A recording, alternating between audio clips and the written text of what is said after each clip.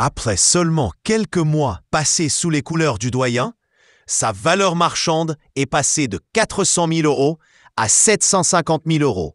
Une progression remarquable qui témoigne de l'impact immédiat qu'il a eu sur la scène algérienne. Âgé de seulement 21 ans, Bangoura, également surnommé Aloba, est considéré comme l'un des espoirs les plus prometteurs du football guinéen. Transféré du Afia FC au MC Alger le 5 février 2025 pour environ 400 000 $, avec une clause de revente de 30%, le joueur a rapidement justifié l'investissement de la direction mouloudéenne. Il a signé un contrat d'1 an avec un salaire mensuel estimé à 25 000 $. Ses débuts en Ligue 1 ont été retentissants. Dès son premier match, face au CS Constantine le 28 février, il a inscrit un but décisif dans une victoire 2-1. Mais c'est surtout lors du match contre l'ES Sétif, le 19 mai 2025, qu'il s'est pleinement illustré en signant un doublé et une passe décisive, contribuant largement au succès 4-1 de son équipe. Avant son arrivée en Algérie, Bangoura avait déjà brillé au Afia FC, avec 20 buts et 14 passes décisives en 27 matchs, toutes compétitions confondues, lors de la saison 2023-2024. Ses performances lui ont ouvert les portes de la sélection nationale de Guinée, avec laquelle il a été convoqué pour les éliminatoires de la CAN 2025. Courtisé aujourd'hui par des clubs comme le Club africain ou Al Hilal du Soudan, Bangoura attire les regards sur le continent. Le MC Alger, de son côté, devra batailler pour le conserver, tant son profil séduit et sa valeur ne cesse de grimper.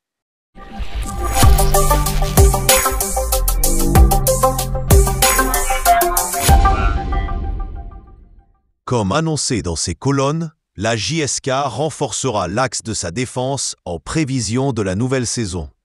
Les défenseurs Idir Mokadem et Abdelhamid Driss n'ont pas été trop convaincants la saison dernière, ce qui explique la décision du coach Zinnbauer de les libérer cet été.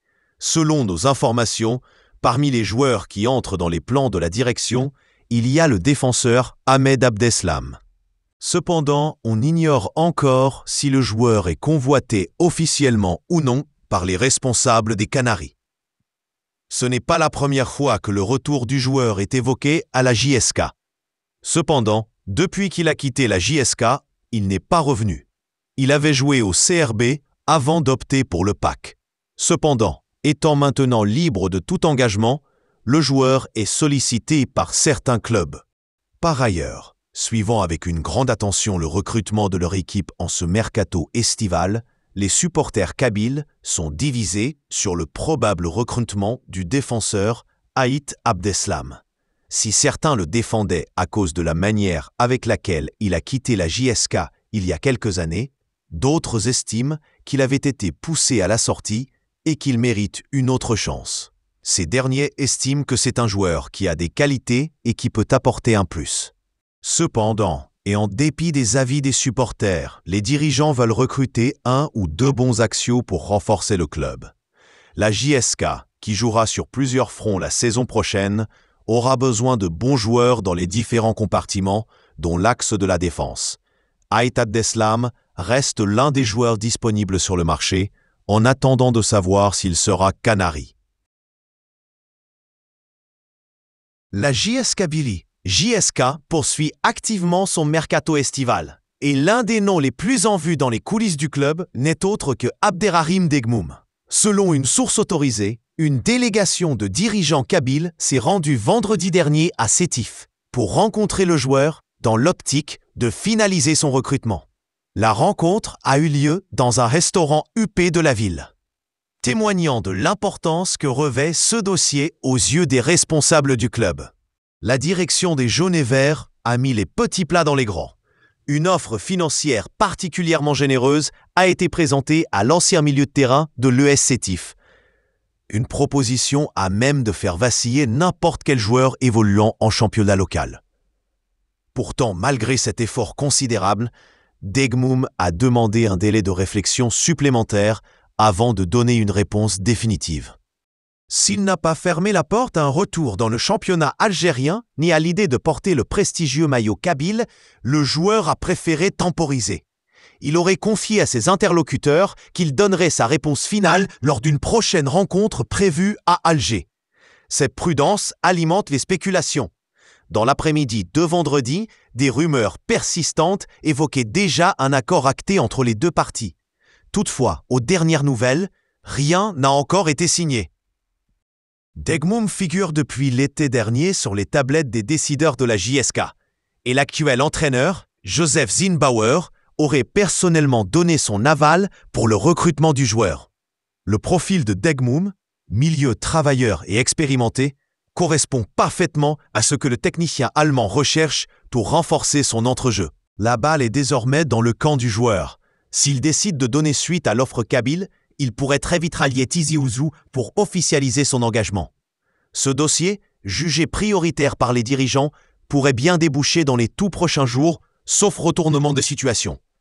Dans un contexte où la JSK cherche à se reconstruire sportivement et à retrouver les sommets, l'arrivée d'un joueur du calibre de Degmoum constituerait un signal fort en direction des supporters et des concurrents.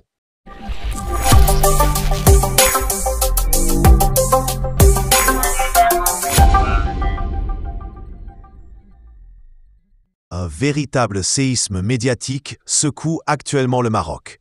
Au lendemain de l'élimination humiliante du Wydad Casablanca en Coupe du Monde des clubs 2025, un énorme scandale a éclaté, mettant en cause l'un des journalistes sportifs les plus connus du royaume. Amin Birouk, chroniqueur sur la célèbre station marocaine Radio Mars, a tenu des propos gravissimes à l'encontre du club casablancais, qualifiant le Wydad de club bâtard en direct.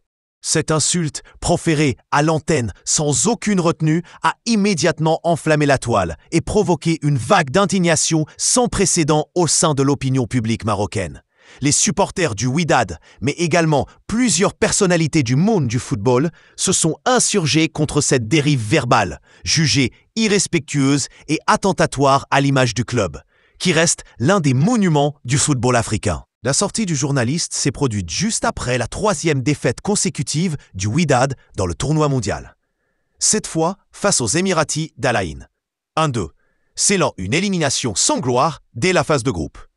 Frustré par le rendement du club, Amin Birouk a visiblement laissé exploser sa colère à l'antenne, franchissant la ligne rouge de la décence médiatique. La direction du Wydad n'a pas tardé à réagir officiellement.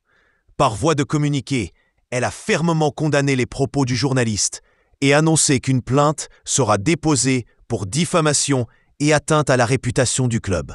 Le WAC exige également des excuses publiques de la part de la station Radio Mars, qui, de son côté, reste silencieuse pour le moment.